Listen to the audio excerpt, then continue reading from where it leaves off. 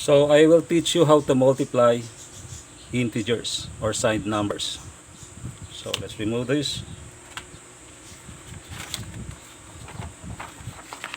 I have here some sample. 3 times 21. Okay. 3 is positive. 21 is positive. What is the rule?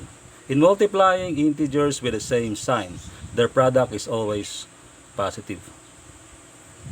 Now, what is the other rule? If the integers have different signs, the product is always negative. Very simple. Okay, let's try. 3 times 21. 3 is positive, 21 is positive. Automatically, the answer will be positive. 3 times 21. 3 times 1 is 3. 3 times 2 is 6. So, positive 63. Now, next. Negative 8 times negative 9. Both have the same sign. So, the answer will always be, the product will always be positive. 8 times 9, 72. Positive.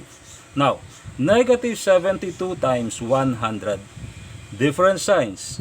The product is always negative. 72 times 1, 72.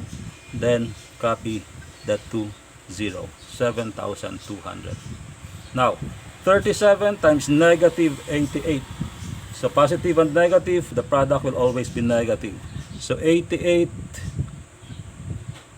times 37. Okay. 8 times 7, 56. 8 times 3, 24. 24 plus 5, 29.